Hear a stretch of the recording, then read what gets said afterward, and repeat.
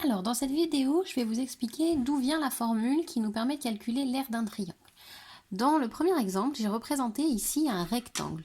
Si je décide d'appeler grand L le grand côté, donc la longueur du rectangle, et petit l le plus petit côté, donc la largeur du rectangle, l'aire du rectangle, je vais l'obtenir en multipliant la longueur par la largeur. C'est une formule que je connais.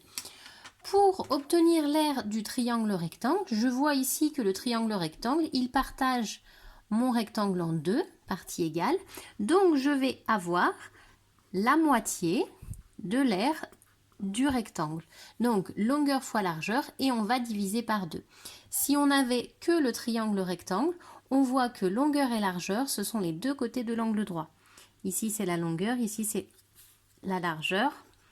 Donc on va prendre dans un triangle rectangle les deux côtés qui sont autour de l'angle droit, on va prendre les mesures, on va les multiplier et ensuite on va diviser par 2. Donc la formule elle se note comme ça. On va aussi pouvoir écrire que l'aire du triangle rectangle est égale à longueur multipliée par largeur sur 2, ce qui veut dire exactement la même chose, c'est juste la notation qui est un tout petit peu différente. Je le fais maintenant sur l'exemple d'un triangle qui n'est pas rectangle. J'ai représenté ici un triangle rose qui n'est pas du tout rectangle et j'ai tracé une perpendiculaire à l'intérieur de ce rectangle, de ce triangle, pardon, et ce segment-là, on va l'appeler H, c'est ce qu'on appelle la hauteur du triangle. Voilà, donc nous on va l'appeler petit h. La hauteur, c'est une droite, enfin ici ça va être un segment, qui passe par un sommet du triangle, ici, et qui est perpendiculaire au côté.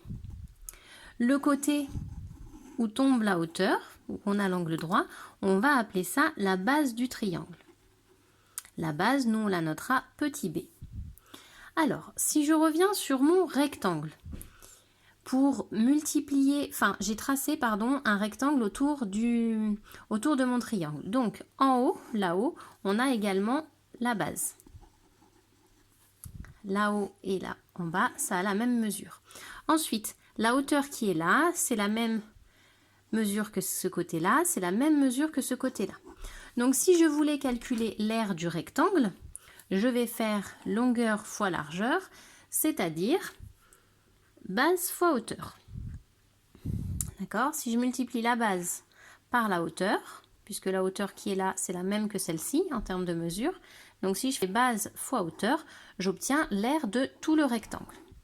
Maintenant, si je veux l'aire de juste le triangle rose, je vais observer que ici, on a obtenu un petit rectangle qui est partagé en deux, donc ce morceau rose et ce morceau bleu ont la même aire. Je pars de l'autre côté. Ici, j'ai obtenu un rectangle. Dans ce rectangle, j'ai ce morceau rose qui a la même aire que ce morceau bleu. D'accord? Normalement, ça marche. Donc, pour avoir mon grand rectangle, dans mon rectangle, pour avoir l'aire du rectangle, on va avoir... Hop, j'ai cassé la mine. Pour avoir l'aire du rectangle, on va avoir la partie hachurée, on va en avoir deux, parce que ce sont les deux mêmes. La partie avec des vagues, on va en avoir deux. Voilà. Si on observe dans notre triangle rose, on a une partie avec des hachures et une partie avec des vagues. Donc on observe que notre triangle rose, c'est la moitié du rectangle, puisqu'on a une fois les rayures, une fois les vagues, alors que dans le rectangle, on a deux fois les rayures et deux fois les vagues. Ici, on a une fois les rayures, une fois les vagues, alors que dans tout le rectangle, on va avoir deux fois les rayures et deux fois les vagues. Sachant que si j'ai mis les mêmes dessins, c'est parce que ces deux morceaux-là ont la même aire, ces deux morceaux-là ont la même aire. Donc, mon triangle, son aire, c'est la moitié de l'aire du rectangle. Donc, au niveau de la formule, pour l'aire d'un triangle, on va prendre la base multipliée par la hauteur et on va diviser par 2.